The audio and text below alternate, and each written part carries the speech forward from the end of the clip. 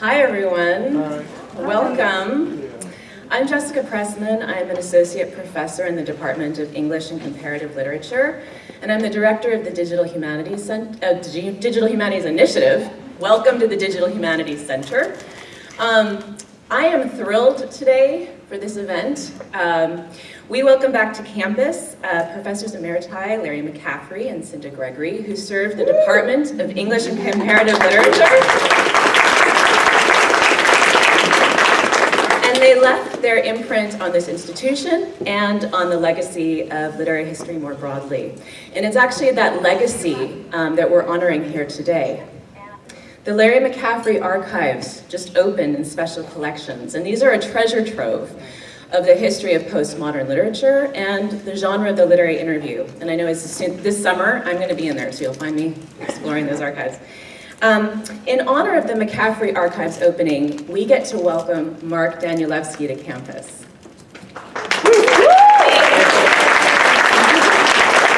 And I'm thrilled because I'm a fan, like a real fan. My very first scholarly essay was on House of Leaves, and I have written and published on almost all of his novels. And I've taught House of Leaves and The Familiar Volume 1 here at State. And in fact, 2 of my classes are reading it right now, so there's a lot of excited and confused fans who have lots of good questions for you. Mark is going to introduce Larry, actually. But before he does, I want to just offer a few thank yous. First to Special Collections, also to the English Department, Mollis, and the Digital Humanities Initiative for making today possible. And I want to thank especially Amanda Lanthorn. Where is she? Where'd she go? Oh, there she is. Amanda is the university archivist who has been responsible for curating the collection, the exhibition, and making the programming possible. So thank you so much, Amanda. And finally, I just want to make a kind of scholarly and pedagogical point, one of my interests these days, which is the event we're having showcases how personal relationships and friendships are the stuff of literary history. So friendships can foster the production and the reception, as we'll hear today, of literature. And today you're going to see how a personal connection and friendship is the stuff of the literary. So thank you all for being here, and please join me in welcoming Mark Danielewski.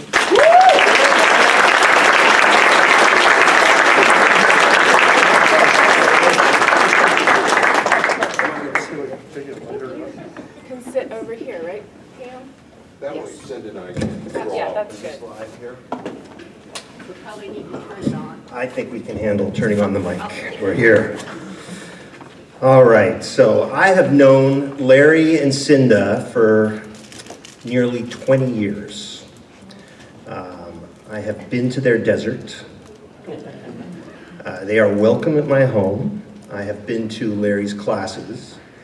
And my wife and I were married 3 years ago at midnight. You can ask me questions about that later.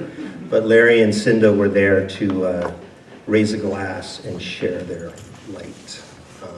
So suffice it to say, I am very biased.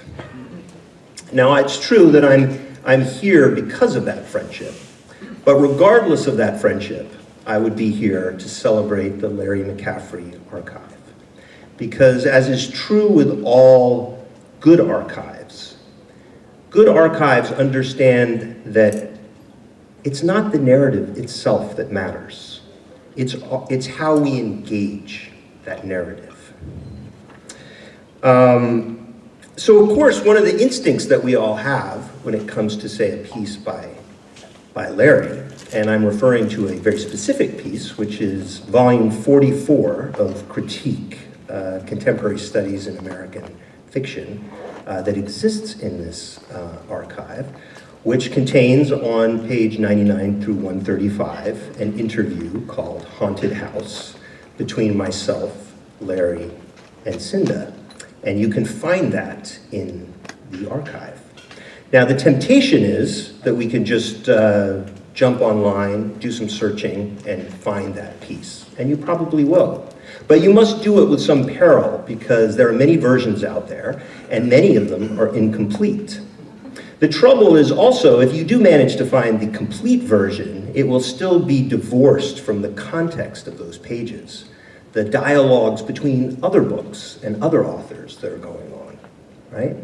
So the thing that's so exciting about this archive is that you can go there and find all the kind of noises and dialogues that were going on around it. Because one of the things that's problematic about even looking at just that volume is that it creates a false sense of the complete. Even I was rereading it recently, and even I had this experience of completeness. Like, here is what was asked, and here is what I said. But of course, that's not the true story. The true story is, as you can imagine, very complex, and it requires our engagement. It began way back in 2000 when House of Leaves first came out, and I began to hear murmurs of this duo named Larry McCaffery and Sinda Gregory, and through authorized and unauthorized channels, they wanted to meet. It was a little scary because they lived in a desolate and very dangerous place. Handwritten notes were exchanged, a meeting was finally arranged, and then it was canceled. But finally, in a diner in Hollywood, where I had previously been a plumber, we gathered and we talked for a long, long time. And that should have been enough, but it turned out that was only take one. More emails, more flurry of this and that. 6 months later, the transcribed version of this interview arrived, and Larry and I agreed to do the whole thing over. This time I would drive down to him, which I did, and we would meet and we would talk for a very long time. And Larry, for those of you who don't know him, has this great flair for the mysterious and fun. You know, his last email to me before this meeting was, "Meet me at the intersection of Highway 86 and S22. So it's just breathtaking to me that all of this stuff is now located in one place. That you're not only going to see the volume where it was officially published, but you can actually see the transcription of that first take. You can actually hear the tapes. You can actually visit probably too many emails, describing how we would go back and forth, and also just get a sense of how one cultivates a version that can go on to be quite impactful. And one of the things that I think was very sobering for me and even somewhat sad is that as I was preparing for this, I returned to my own personal archive, and I began to dig around for these emails, and the analog, I have to say, is very durable, but it's less accessible, and the digital is kind of spooky, because what time has shown me is how ghost making time can be on our virtual existence. I mean, even the email addresses that Larry and I shared are a cause for pause. Back in those days, I was either in or out of the loop via loop.com. And Larry, with his big heart, was always in reach at inreach.com. But those services are long gone. While the text of our correspondence is preserved, the attachments that promise pages of interesting things or a picture or two come up as 0 kilobytes. And all those links to all those sites that promised an even sort of greater understanding to what we were chattering about are broken. Archive is a tricky thing.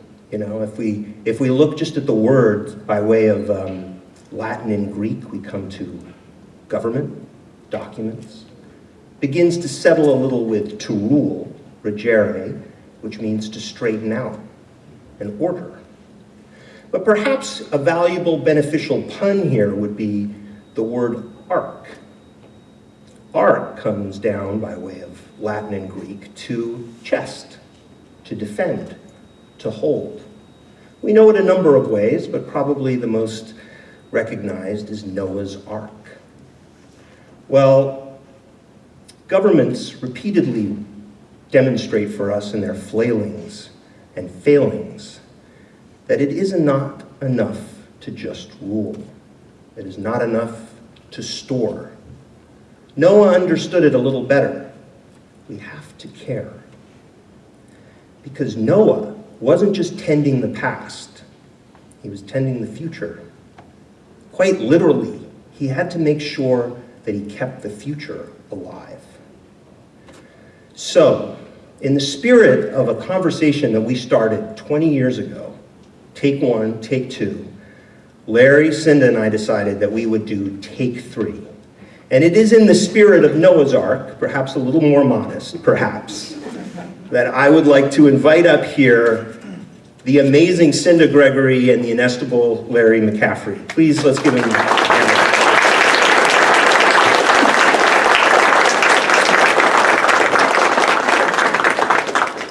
So, Mark, I've been carrying this around, but this is part of, you'll understand what's so important about this. Spooky, right?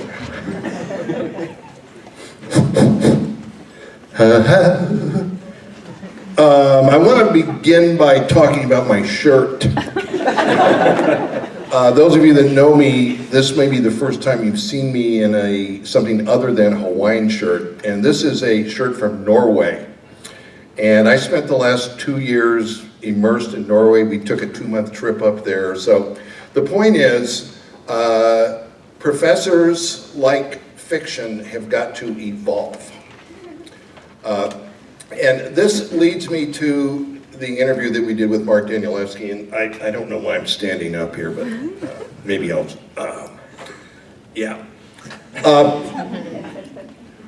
I went to school in the 60s. I started graduate school in 1968, 2 months after I demonstrated on the streets of Chicago. I came out of, I'd say, a revolutionary, the 60s. I'm not a 60s guy, not a hippie, but what I believed was that literature was the most important art form, and that fiction provided the most significant way that we have of gaining an understanding, a modeling, a representation of what the world is, and that's very important, and it's of ongoing importance. Now, if you want to flash forward 40 years, this is after my career was over. I'd done 4 books of interviews, I'd finished a 5th book, but Sinda and I had dropped out more or less to move to the desert and become mystics. So, a couple of years into this though, we did our last interview. And what was it about Mark Danielewski's House of Leaves that made us come out of retirement? So I think one way to approach this, oh, thank you. Let me just read the opening of our interview, the introduction, because in the first paragraph, I think you'll see what it was. There was a lot of things, but this introduction. Remember all those dire premillennial pronouncements about the alarming marginalization of reading and writing in our increasingly visually oriented, digitalized internet era? Or the claims that the ascendancy of visual media, most notably cinema, but also television, video, and photography, had eclipsed the novel as our culture's preeminent means of providing the means of modeling and interpreting contemporary experience? Or the related insistence that the internet, hypertext, and other new forms of electronic writing capable of combining text, sound, and image had already made old-fashioned print books with their cumbersome physicality increasingly unlikely to survive at all within the global village's electronic system of communications with its bewildering proliferation of lingos, databases, and 57 channels. That's an allusion to Bruce Springsteen. Everything I've ever published since 1978 has had at least one reference to Bruce Springsteen. In the following interview, Mark Danielewski dismisses such concern with an almost audacious sense of casual self-assuredness that might seem arrogant, were Danielewski not the author of House of Leaves. a stunning, mind and genre-expanding work, which is not only arguably the most impressive literary debut since Thomas Pynchon's V, nearly 40 years ago, but which certainly renders any such commentary about the irrelevance and obsolescence of the novel instantly irrelevant and obsolete. Like Melville's Moby Dick, Joyce's Ulysses, and Nabokov's Pale Fire, to cite only the most obvious comparisons, House of Leaves is a grandly ambitious, multi-layered work that simply knocks your socks off with its vast scope, erudition, formal inventiveness, and sheer storytelling skills, while also opening up whole new areas of the novel as an art form.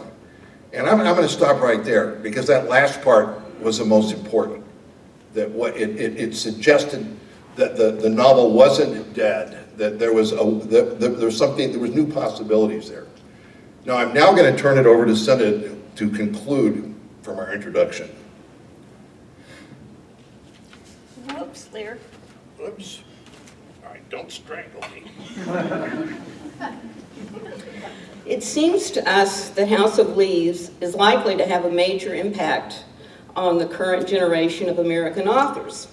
Among its other accomplishments, it offers a model for those writers struggling to find a means to use the novel to produce a convincing sense of our age's exponential increase in sensory input. This blizzard of white noise, data, random codes, competing narratives has made it difficult to locate where one is in the world, much less to try to create meaningful art about it. At any rate, we would like to conclude this introduction by saying to readers who may feel that the claims we've made for the House of Leaves are hyperbolic, read this novel with skepticism about these claims. Read it for the insights into the alienating effects of art and narcissism, into the nature of the unknown or unrepresentable, or for the poignancy and brutality of its depiction of the deforming power that parents have over their children. Read it to see where the novel has been and where it is heading. Read it to scare yourself silly, but read it. Well, here we are, 20 years later, and it's kind of a funny coincidence in lots of ways. Mark, you are now at the age that Larry and I were when we interviewed you. Wow. Time flies. You seem really old, is what he's thinking. That means I must seem really, really old. There are also some other coincidences. Our son, Mark, is also the exact age of Mark. And he too is a father, and that's something I was going to ask Mark about. When Larry and I had our son, well, I was only 9, and Larry was 11 when we had our son. And we were probably the least, or I was at least, the least self-conscious mother that ever was. I have no idea how I didn't end up killing that kid or doing something, but he turned out okay. He turned out okay. But it changes you. And one of the things I'm curious about, Mark, is how has fatherhood changed you? Well, first thing everyone should know is that I have a 9-month-old. And with that territory comes a lot of sleep deprivation.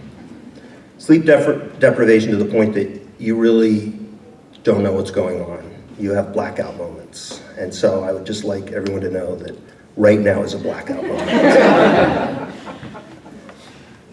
That's good enough. Mark, no, I want more, Mark, because you are one of the most self-conscious people I've ever met in my life. So how does someone as acutely self-conscious of you as you are, how do you naturally raise a child? So a little story first. It was right about the time that I had done this interview with Larry and Sinda, and I loved meeting them, but I loathed the experience. And frankly, I still kind of uneasy about talking about my work. I feel like, you know what, the work, I put all these years into the work, like let it speak for itself. But I suppose being a parent has made me realize that one has to speak for one's progeny a little, enough to sort of safeguard those moments, I suppose, to protect those moments, but at the same time not interfere too much. But when we did that interview, I was definitely extremely resistant.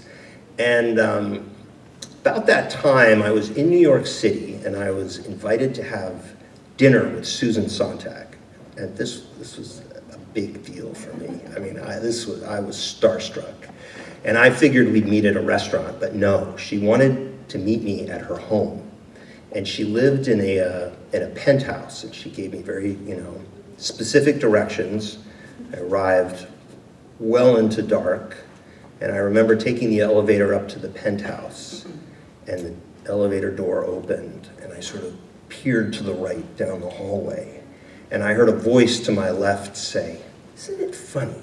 Everyone always looks to the right first. It must be because we read from left to right." And I said, "Well, better for you, because my jugular is exposed." She goes, "Oh, so defensive." So she led me into her amazing apartment with all this artwork and stacks of books and papers everywhere and great windows looking out onto the darkness of New York that sometimes inhabits New York.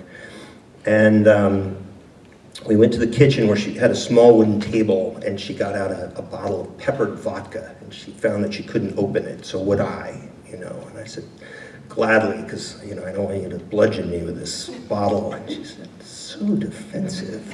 And so we sat down, and we drank this shot of vodka together, and she started talking about House of Leaves and what it was, and she said, "I basically think it's a puzzle book." And I was like, "Well, clearly you haven't read it." And she said, "So defensive." And then the time had come for us to go out to dinner, to go to a restaurant, and I helped her sort of put the vodka back, and I was washing the shot glasses in the sink, and I looked up, and there on the walls beside the sink were these old prints of French forts that showed fields of fire and where to shoot from and where not to stand. And I said, for someone who's been calling me defensive all night, I'm not the one with forts on the wall. And she put her hand on my back and she said, "That's very good." But I realized, how right she was, and how apprehensive I was back then. And I think there's been a process of letting go of all of that. And I think one of the things that being a parent accelerates is that you realize there's no real place for defending yourself anymore, that it's beside the point, that what matters is sort of the defenses you extend beyond yourself towards someone who's really incapable yet of even engaging the world. And that's a pretty magical experience. Well, more coincidences. There's a specific passage in House of Leaves that's a quotation from Susan Sontag's book on photography. It's something to the effect that people think that photographs make you closer to people, but actually photographs alienate you from people.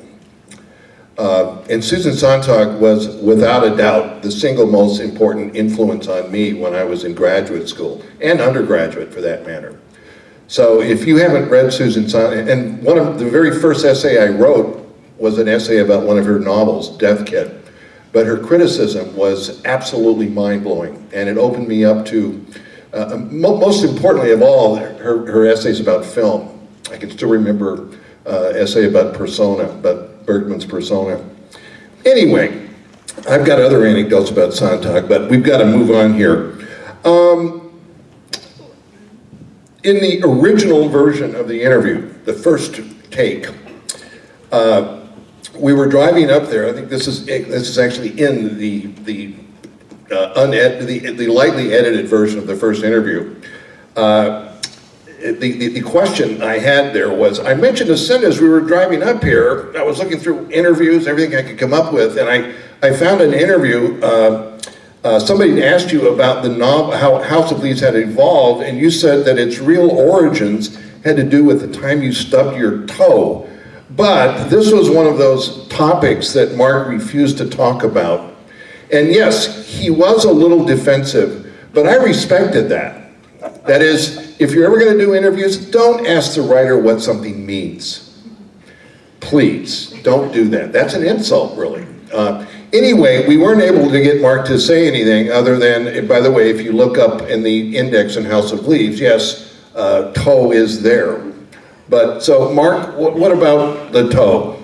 Well, I was very defensive at that point. I think it's, I'm sort of astounded by what a good answer it is. I almost don't want to say more.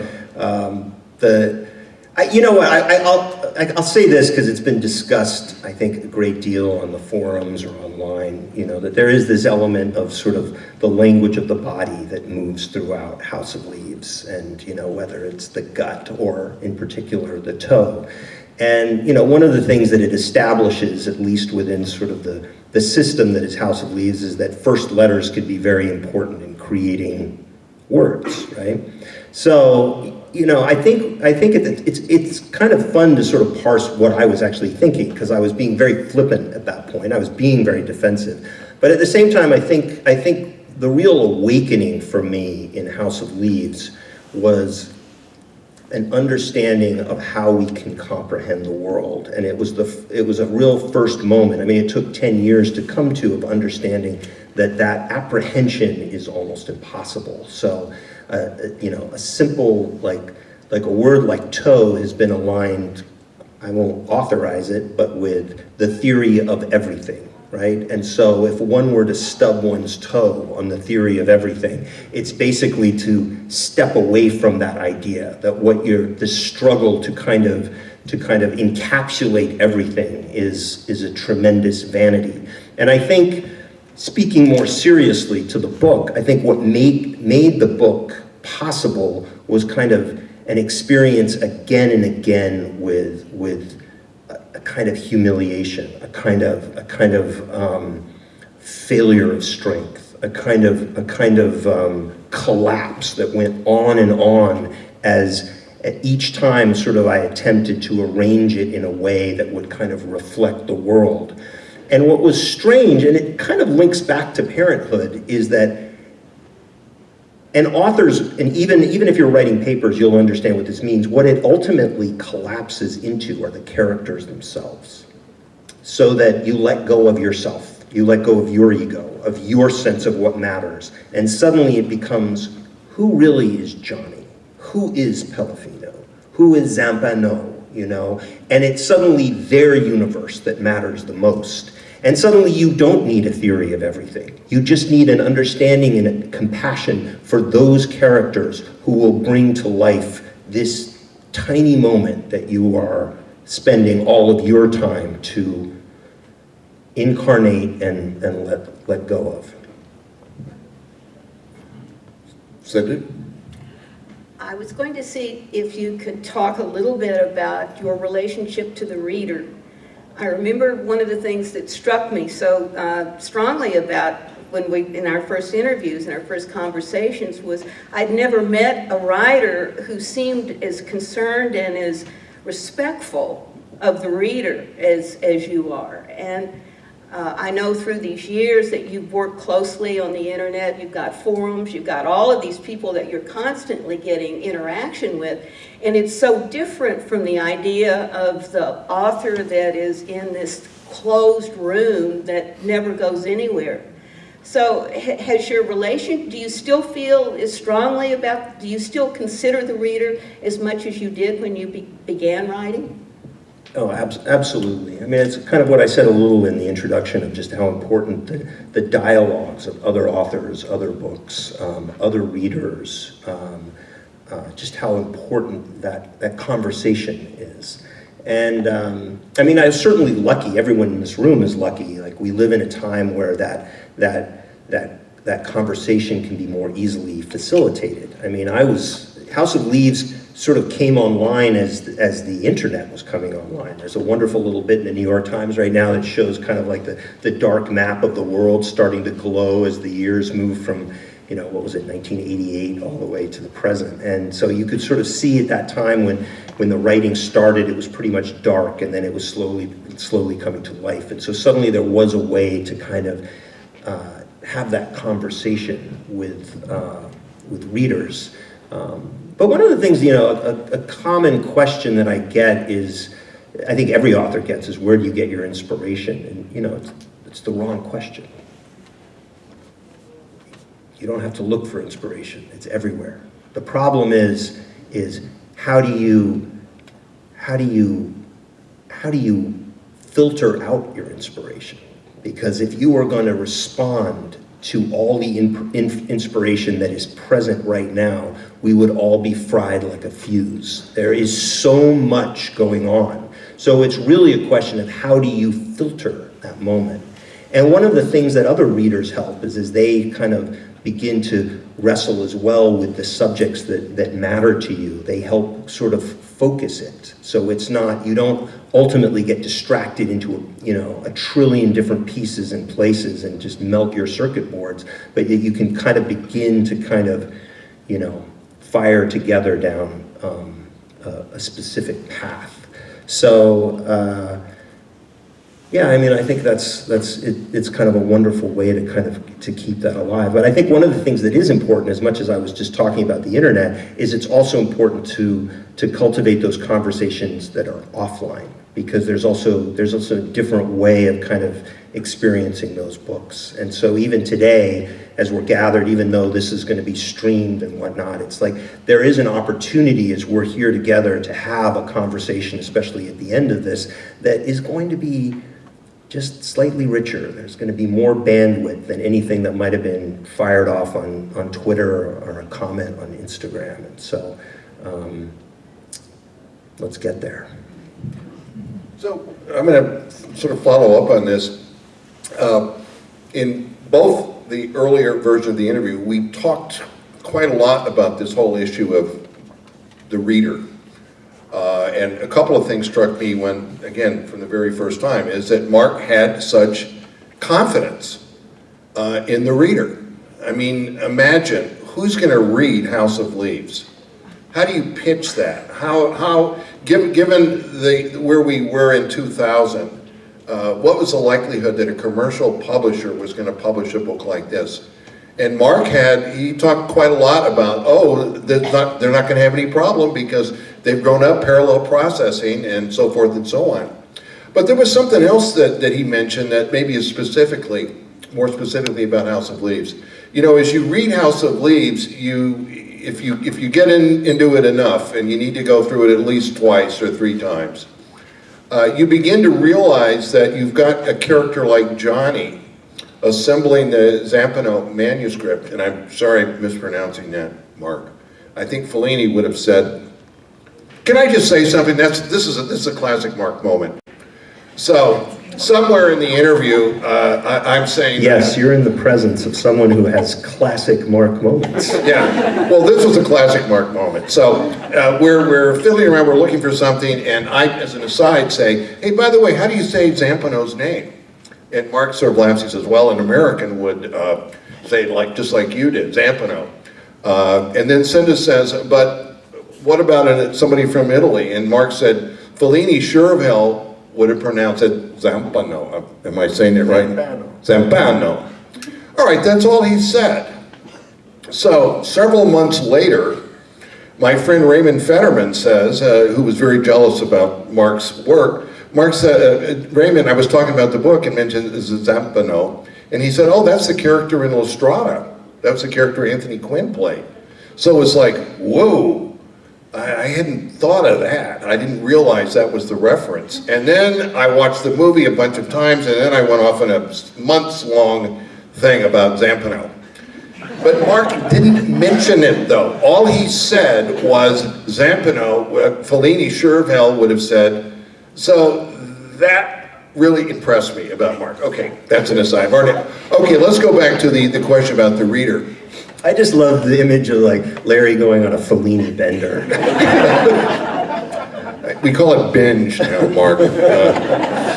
No, a bender is something very different from a binge. So, to go back to what I was saying about Johnny Truant, if you're reading this book carefully, you realize that Johnny is projecting himself and his own past onto this manuscript that he's assembling, okay? So, that idea works out in all kinds of ways in the book. But with Mark, when we did the interview, he referred to the invitational nature of A House of Leaves. And the idea was, and I think this is really important, it's one of the reasons so many people from so many different vocations, truck drivers, whatever, respond to this book. You said something to the effect, Mark, that you wanted to create a book that invited the readers to project themselves into the manuscript rather than just identifying with the readers on a kind of intellectual. So that seems very important. Well, I think it's again, it's sort of, I guess that's something that really hasn't shifted over the years. It's like I was saying again about the importance of a great archive, is it how it encourages us to encounter the narrative, you know. And so I think what I've always said, and I guess it's what I've continued to do, is create works that are all about really having a collaborative experience with the reader. It's not about making my point. It's my point isn't the thing that matters. It's the dialogue that goes on between the reader or the artist or the author or any number of sort of, you know, variations of, you know, talented individuals who sort of come into, you know, the orbit of these books. And you know, one of the things that troubled me about House of Leaves was it's in some ways it's easier a read simply because it's all its sort of semiotics are contained. All its systems kind of constantly point you inward. And I've said this before, it's a very sort of centripetal novel. Everything you need is for the most part in the book. You can go outside of it, but it's going to grant you the tools that you need. And it worried me early on to see sort of a kind of obsession, you know, of sort of holding on to this text. And one thing that probably everyone in this room recognizes, that I have a great deal of skepticism when it comes to sacred texts. I don't even actually, no, not even skepticism. I don't even believe in them. But I do understand that within a social context, we can hold on to things that we deem as sacred, those starting points. And so future works became more interested in moving outside of the book, being centrifugal. I mean, Only Revolutions is the most difficult book to read. It was the most difficult book to write, but it's definitely centrifugal. Your answers are outside of the book. The reader is constantly like driven, all puns intended, off the page into the world. And so, it's enough of an answer. You say in our interview, you emphasize how important poetry is, and I think you said something like poetry is the most important art form, or something along those lines. And in all of your books they have an element of poems in them. And I was wondering, do you see, what is the connection between the two for you? What is the connection? Well, I still stand by it. I love poems, and I feel like it's kind of this very center of the furnace of language. It's where you're working on it sort of the most quantum level, and that's an area that I feel constantly engaged with. I mean, to lay it bare, I think these small kind of perturbations in text are important to the meaning of the overall experience, right? So different fonts make a difference. A different color makes a difference, you know? These are these tiny little oscillations that you're experiencing on the page, but they have a cumulative effect that is quite real and significant. So great poets work with that constantly, even their placement of words on the page, right? Even their understanding of the roots of language, the context of various words, and how shifting context creates new meanings. They also understand that what is purported to be said is not what's said, you know, as much as one could isolate the subject of a book like House of Leaves or The Familiar, or whichever one you want to pick. It's really more about the experience that the reader is having with those texts, how is she or he engaging in that, and how is there a place for them within, you know, that world that you're creating, and what does it offer? And so, you know, I'm constantly returning, you know, to poetry as a way to kind of, you know, humble me, I suppose, you know, and just, you know, I mean, I was revisiting all of Bolaño's poems recently, and there was a similar kind of, you know, interest in keeping alive, you know, the language, the music, the fluidity of all of that. You know. I'm kind of curious. I know that when you were We have a mic grab. we struggle often over the mic. But I remember as a young man, and you were in Europe, that sometimes when you would strike up conversations with people, they might offer to buy you a meal, and in return you would write them a poem. And has anybody ever contacted you about those poems? Pelican poems. Oh, this is so cool. So yeah, I was kind of where I mean, what I had been saying earlier about how ultimately, as you kind of let go of your theories of everything and begin to sort of focus on the characters, was very important. And I guess one of the things that you could sort of see in House of Leaves is like, well, okay, but this is all Mark, but not necessarily. And so there was one thing that was important to me. I actually put myself specifically in House of Leaves. There's a small little cameo, and it wasn't so much to do the Alfred Hitchcock, which is what I was thinking of at the time, but it was a way of saying, no, you're not that character, and you're not that character, and you're not that character. You're over there, just, you know, wearing some glasses, you know? And so by allowing the specificity of my placement there, it kind of freed up a place for everyone else. But one of the areas that kind of overlapped with Johnny were a series of poems called the Pelican Poems, and it's what Sinda was talking about. And I had basically always said, hey, look, I'd scribble something, you know, on a train in Europe or wherever, a train station where I was sleeping, and I was like, you know, they'd get me a coffee or something, and it was really cool. I said, someday it's going to be in a book. And you know, eventually the Pelican Poems were put in a book. But this, just at the end of last year via Facebook, I got a message with a picture of one of the Pelican Poems that was written, and they still had it. But here was the astonishing thing, it kind of brings us back to the archives. It was one of the poems that wasn't included. And it suddenly jarred in my mind, like, wait a minute, there's a ton of these poems, you know?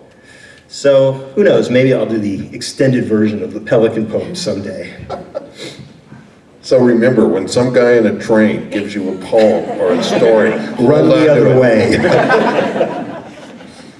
Mark, we probably should at least briefly talk about film and your work. Your father's film, Spain Open Door, was one that was never seen but only described. And again, this is all, I recommend looking at the interview, the critique interview that explains this. In some ways, that film was the most, that film was the most obvious influence on House of Leaves. The missing film, the film that may never have existed. Over the years, you've talked quite a lot about how your father influenced your understanding of the mechanisms of film. Has any of this changed? Have you changed your relationship to film, or a way it might affect your own work? So it was sort of early 70s. My father, we'd been moving around quite a bit, and we ended up going to Spain, and my father filmed a documentary. It included Salvador Dali, Segovia. I think it had actually footage with Franco. And then the film was taken. And my father used to speak, you know, with this sort of, you know, just in this melancholy way that his film had been lost, right? So it was one of those things that I actually hadn't been as aware of until sort of, I guess, midway or later in House of Leaves, that, you know, that of course my childhood was steeped in stories about a film that didn't exist. So apparently the film does exist.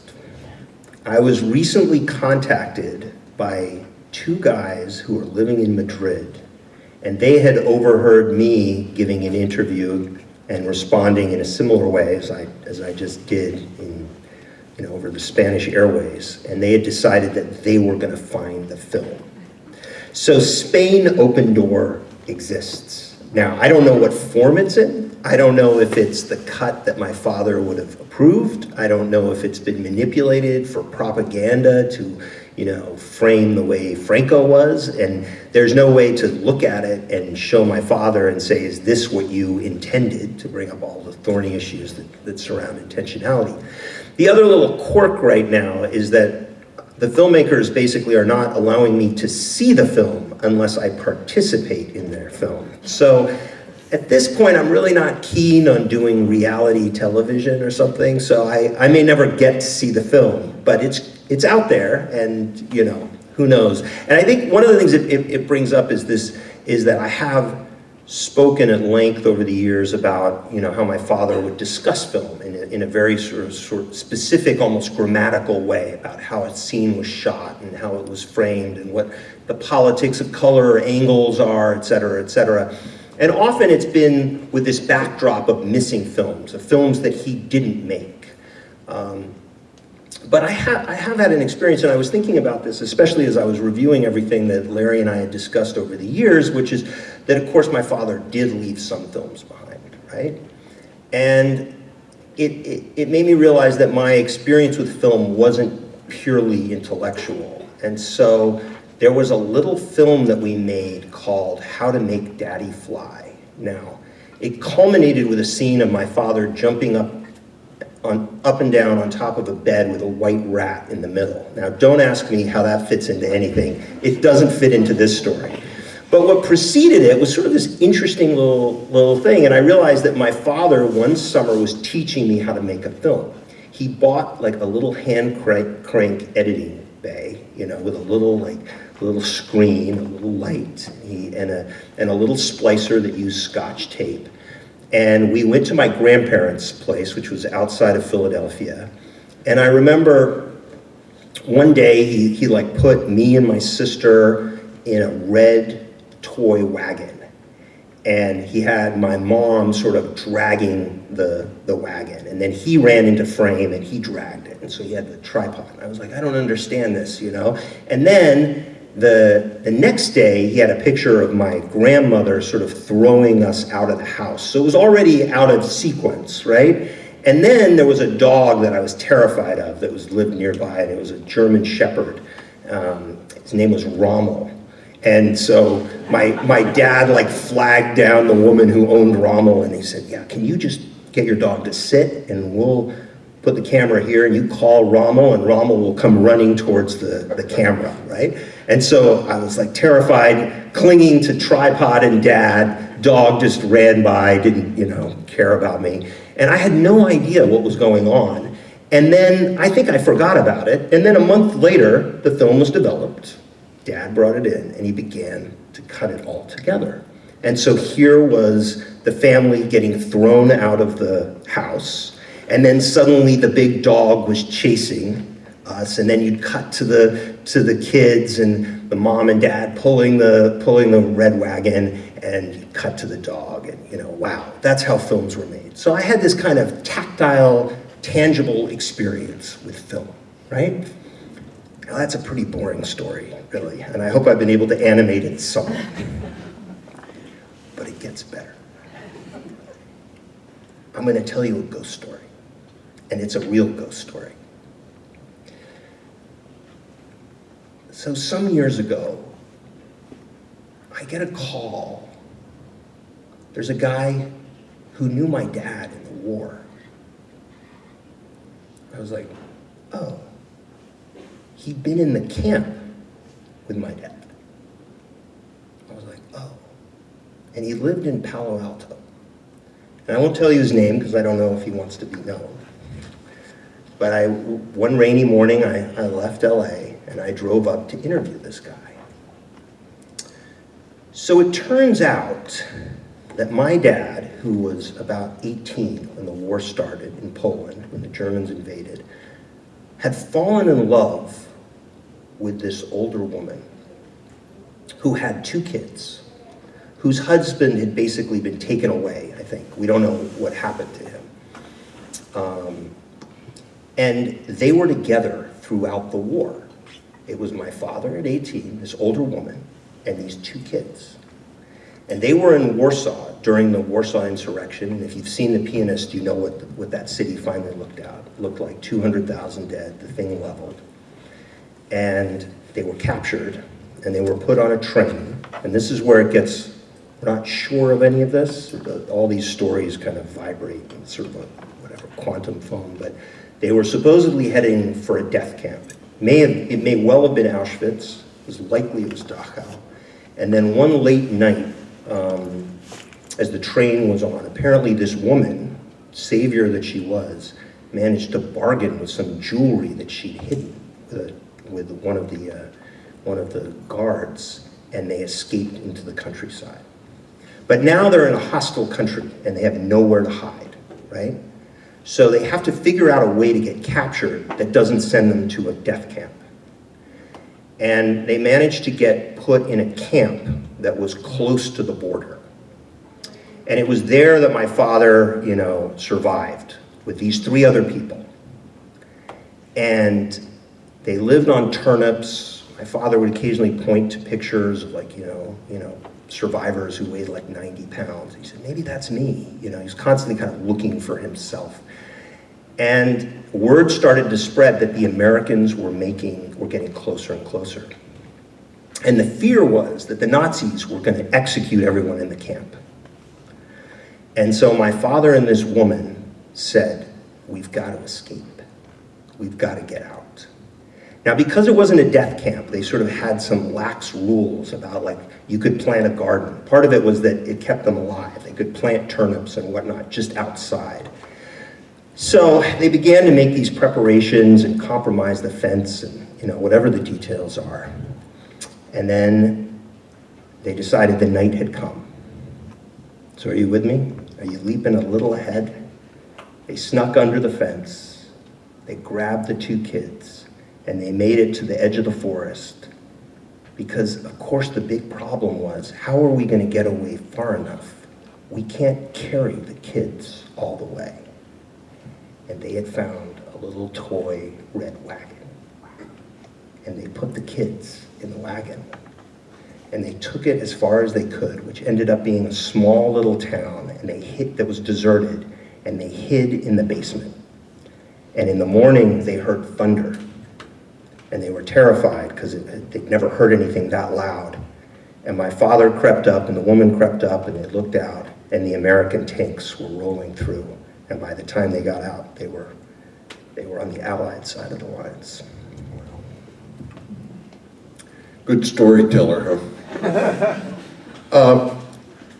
Mark, I probably, I don't know about the audience, but if anybody's looked at the interview, but probably the most surprising moment in the interview is I have a long, involved question about the impact of computers and multimedia hypertext on writing and blah, blah, blah, blah, blah, blah, blah, and that obviously this is somebody, and Mark says, aha, and he says, be sure to put that in all caps. I finally get to say this. I didn't create House of Leaves on a word processor. I created it with a pencil.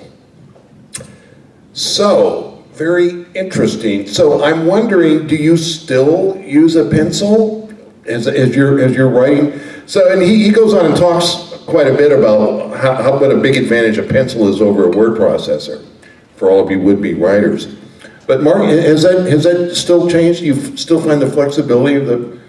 Yeah, absolutely, that hasn't changed. I think that was just an early lesson. I think it harkens to my father again in the sense that it was, he was a man who had actually been caged, enslaved, and he just never wanted to be put in any cage. It was like his commitment to sort of finding freedom was, to the end. And I think one of the things he always told us was don't let technology cage you. Don't become the puppet of what technology is giving you and offering you, but actually, create with the most powerful, imaginative machine there is on the planet, which is your mind, and then find and tailor the technology to suit what you're doing. And it still is that way. I have maybe a broader range of pencils. They're colored pencils, but I love to start first with a sketchbook and kind of even the most recent piece that I did in the Gagosian Quarterly is called Love Is Not a Flame, and it's a grand tale about a peacock that falls in love with a raccoon. And so there's this huge peacock, but that peacock, even though it's made out of words that are significant for this small story, was originated with just a hand-drawn kind of version of that peacock. And then it was a matter of figuring out how to use the right technology to make that happen. I mean, even when I was doing House of Leaves, Only Revolutions, now in InDesign you can actually rotate the whole spread, but you couldn't do that. So I had literally built a contraption that would enable me to turn the monitor upside down so I could work on the opposing narratives. Well, yeah. I just want to mention that we're going to have class probably leaving at 3:15, so I want to make sure that we have lots of Okay, time for so questions. last question, then, and we'll turn it open so I can get my. So one of the great moments in the interview, I don't remember if it's first or second take, whatever, but I asked Mark if anybody had ever come up with an interpretation of House of Leaves or any aspect of House of Leaves that he hadn't already anticipated. So I believe this is in the original interview, and Mark says no, not yet. But I hope so. So later on, when we did the second interview, I took a shot at this, and if you're interested, it has to do with one of the pages in Pelafina's The Mothers, and it's the Forgive Me page, where she's saying, forgive me, and it's all done. So anyway, I won't go, so I said to Mark, so that page there, what is that? The mother didn't write that. She couldn't possibly, or she might have written a letter, but it didn't look anything like that. So there. So have you ever thought of that? And so Mark just said, yeah, of course. Somebody else has intervened. So that was the end of that question. But today, I have one more here, and I need a visual aid. So we're trying to stump Mark. So another thing with Mark, he seemed to remember everything, every little thing. Misspelled word. It's not a misspelled word, by the way. So Mark, don't look, Mark. Give me a second here. Don't step on the glasses. Hold up. Oh, sorry. All right, I'm not looking. Okay, don't look. So unfortunately, the head of this guy is missing. Can I look? Okay, so Mark, so I want everybody to see.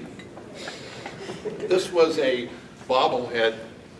Well, I'll tell you later, but it was Pee Wee Reese pushing Roy Campanella, whose head is. So, Mark, can you identify this object? I've never seen it before in my life. See, I don't. Well, it's very possible. I'm lying. It's true. No. What Larry wants me to talk about is how there are two characters that are very important at the heart of the familiar, and they may or may not have something to do with these two wonderful folk here. And that particular little artifact with a head was described in the familiar. And yes, Larry does have a literary existence or a fictional existence in immortalized. But I thought it was so funny. It's one of the scariest moments in Volume 3. It's where the recluse reveals to Bobby and Cass that he tells them he's somewhere, but then gradually they see that he's actually in their place, the place that they've had to abandon, their original home. And as he describes the room, it's our trailer in Anza Borrego. Right on down to, and the recluse, this really scary moment, he picks up, sort of like, what the hell is this? What's this kitschy? But I figured he would probably remember that, but. Remember, I am still in a blackout. Okay, I think now is a good time. Yeah, let's not forget the students. I see a clock that says 3:07, and if they have to leave by 3:15, it's our job to be enticing enough that they want to be late for class. Questions? Yes. So, since House of Leaves came out, there was talk around that time of you not doing any type of movie or TV show with it. Now there are rumors that a movie is possible. Just wanted to hear your take on it. Yes, good question. Can I run out the clock? Let's say things are presently undecided, but they are moving forward in a possible direction to maybe do something if it's all met. But I will say this, it was as I finished, well, actually, Volume 5 was about to come out. I had finished Volume 6, and there was kind of a coalescing conversation with my publisher about putting the series on pause. We basically needed more readers, and I'm still wishful, optimistic that those readers exist. I think once people get past, Volume 2, once they really get into it, it moves very quickly. I've yet to meet anyone who just stopped in the middle of Volume 3.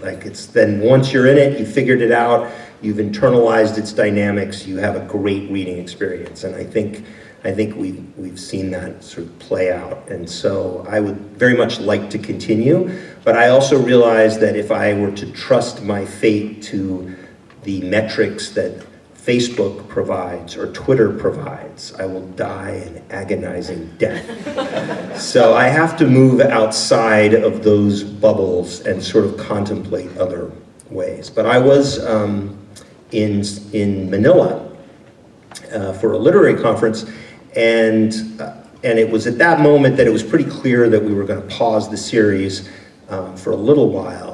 And at that moment, a big streaming company sort of reached out and was like, hey, do you want to make a series out of that? And so that created a whole dialogue. But they were just too greedy, and which was sort of appalling considering how much they had, that I ultimately had to walk away from that. And I will say I have to just give just a humbling bow before my wife. Imagine that a big company is offering you a lot of money, and you're 5 months pregnant, and you may lose the house, and you may lose everything. And I was turning to my wife expecting her to say, well, we have to take it, we have no choice. And she looked at me and she said, the deal's a little rapey. And that was it. And she meant it. She was willing to risk a lot. And so we decided to stick it out and say no. But consequently, more people became interested, and I think the fact that I was now open to this change and sort of considering a form, especially if it could bring more eyes to the familiar series, I had to think in multiple moves in multiple directions, and I've actually met some really good people along the way. So there's a lot of pieces that still need to be put in place for something like that to happen, but I'm definitely open to it, and given the kind of creative talent that's right now surrounding series, it would be sort of a privilege to become involved in that process, but there's no guarantee that it's going to happen. Yes? You talked about can you hear me? Yes. Yeah, you talked about your father's experience of the Holocaust. Do you think that has in any way affected your work and your worldview? How has my father's experience of the Holocaust affected my work and my worldview? Has it? Yes, of course it has. Even the word Holocaust is a complicated word, because I hope I made this clear. He ultimately was not in a death camp. His awareness of the Holocaust per se was not a front row seat. If anything, it was a back row seat that allowed him to quickly escape the theater of war and be rid of it. But my father never talked about the war. Towards the end, when he was dying, he shed a little more light. Now and then there were stories. He never spoke of Poland. He never spoke Polish. He embraced the United States entirely. But we realized that there were all sorts of things that were communicated without being particularly attached to a narrative that we would call a war narrative. And I'll give you one small example. That we were in a supermarket, just my father and me. I was young, and we were standing in a line, and he recognized that the line was going slow, and he's like, you always have to change lines. Do not get stuck in a slow line. And I'm like, Dad, you have to wait another minute. That doesn't matter, you know? And he's like, no, we gotta go here. And he would look around and there was a great deal of energy. And of course he would like find one that was moving a little faster. Wow, that's a war story. That's like, are you in the wrong line? If you're in the wrong line, you're gonna die. If you stay on the train too long, you're gonna die. Like and so it was these kind of things like where someone else, I mean, probably most of you didn't have parents that would panic over what line you were standing in with some, Twinkies. God, I hope he didn't buy Twinkies. I know he didn't buy Twinkies. Maybe I want a Twinkie, I don't know. Yes. I actually became acquainted with your book through the Nightmind channel, and I wanted to know, like, what are your thoughts of his take on the House of Leaves? Right, so the question was about Nightmind, which is, he's a fellow, we would say, right, who has a YouTube channel, and he, about 2 weeks ago, or actually 9 days ago, issued the House of Leaves challenge, and so a lot of people read the book. And I assume, did you complete the challenge? Yes, I did. Well done. 5 days. Wow, 5 days. Took me 10 years to write. I have actually not seen the videos, but I've always been encouraging towards people who want to riff. There's all sorts of ways of kind of encountering House of Leaves, and one way is simply just as a reader, and another way is someone that's I think more seasoned in academia and wants to sort of really lift up the hood and get into it. Another is just artists. There's a band named Biffy Clyro. They're fantastic. They come out of Scotland, and they wrote an album called Only Revolutions, which is their own thing, but it's a riff on what Only Revolutions is about. And I have to tell you, it's one of the great compliments when another artist says, hey, this meant this to me, and I'm going to take it to this place. So I think it's too early to tell, but I'm paying attention. Okay. Yes. In one of my classes, we're reading The Familiar, Volume 1, and I know you got my question about what does it mean, but we're having endless debates as to what the color pink might signify. Right. And so the question is about what does pink, which appears mostly in the word familiar, what is its significance? And you're a very brave soul because I'm not going to answer that. But maybe you want the reassurance from me that I won't answer it. So you don't have to worry that I will never answer that question. I will never answer why a house is blue. But I will say that it is important, right? There's actually a very limited color palette that I've used, slowly expanding with more recent works, because what I've always sought is to create a vocabulary of color so that if you see house and it's not blue, what does that mean? Or if it were a different color, or when it's appearing in text where house is all black and it's suddenly blue, or familiar. You could read House of Leaves, familiar comes up a fair amount. Like, what would it mean if suddenly one of those familiars turned pink? How would that suddenly begin to rewrite parts of House of Leaves? So what is the significance of that color? And I don't really there's not time right now to sort of encapsulate everything that I said in a recent talk in Ohio, but I would encourage you to go to YouTube and look up my presentation called A Colored Word. It kind of talks a little more in detail about the various books and the importance, to me at least, of those colors. So thank you for asking the question. I know it didn't quite answer what you wanted, but I think you were going to your answer, so.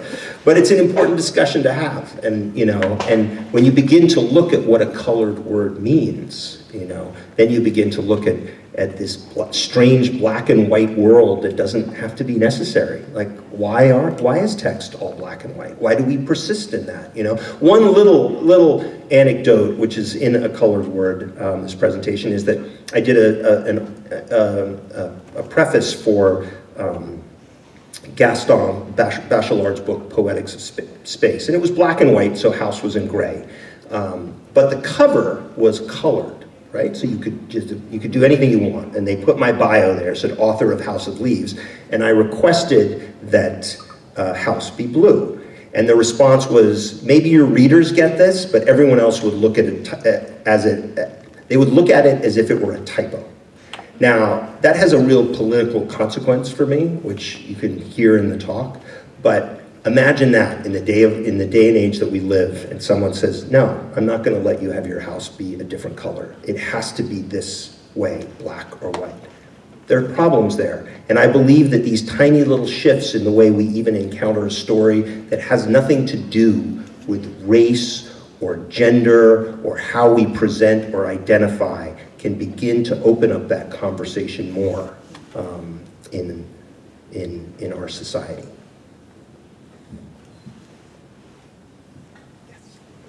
Is there anything you gained or learned from writing this book? As in, did it give anything back to you for creating it? Are we talking about House of Leaves? Yes.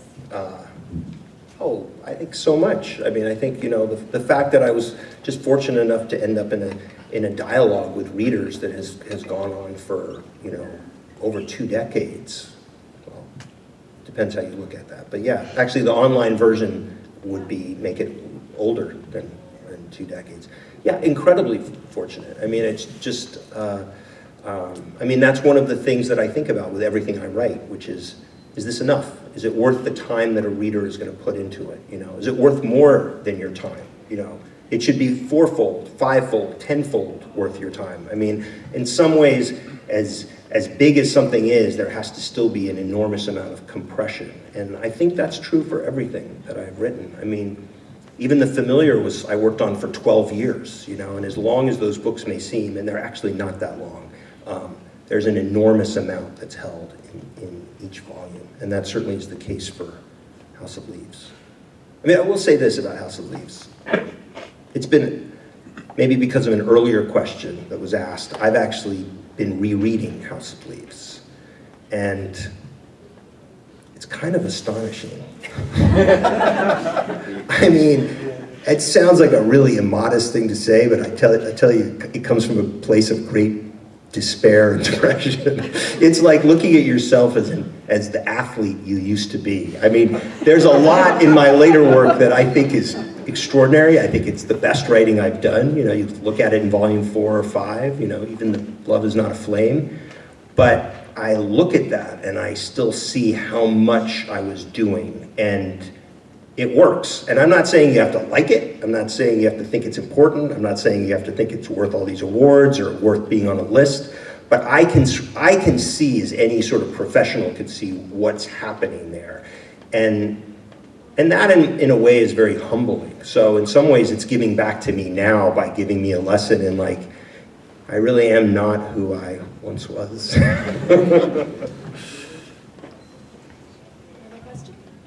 I'm just curious if there's any other writers who you think are engaging the narrative in exciting ways, kind of how you were speaking earlier.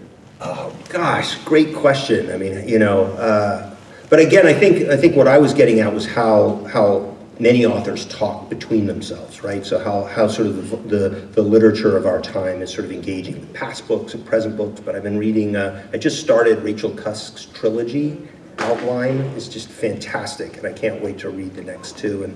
And I understand sort of the tradition she's in, and yet I can understand the boldness of what she's writing. Where a quick outline, if you will, is you don't really get to see the character except through a series of chapters in the way she talks to and listens to other characters. So we're purely hearing stories of other people, and yet slowly what emerges is the outline of herself. And I don't want to say more because I'm still kind of immersed in it, but I think there's a kind of a plainness and complexity to what she's writing, and it's I think the best compliment I can give is it's very inspiring to me. It's in sort of a challenging, you know, daring manner. One more question, and then we can stick around for book signing, but I know people have to get going. Anyone else have a question?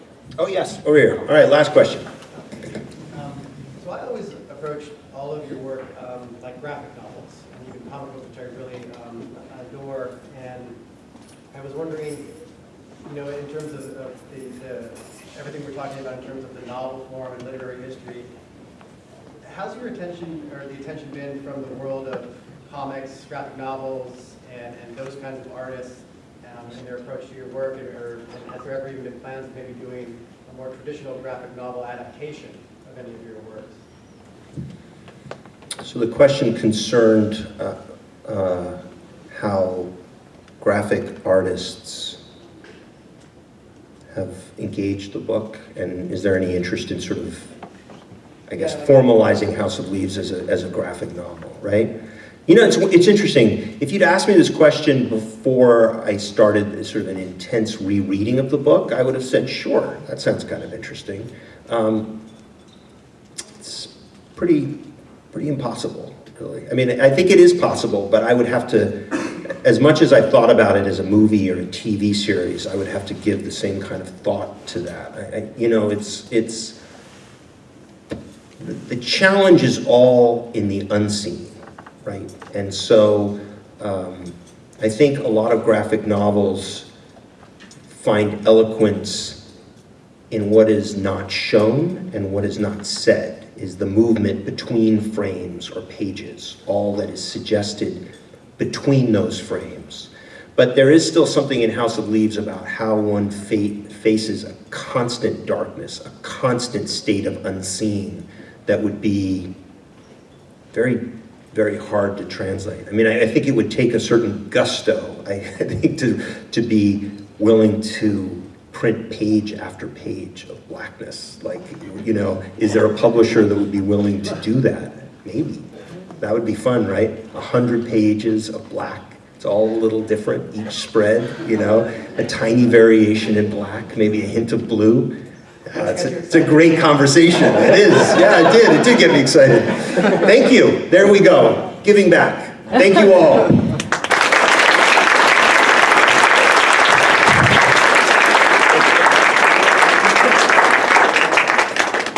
Should we sign some books? I think I'm over here.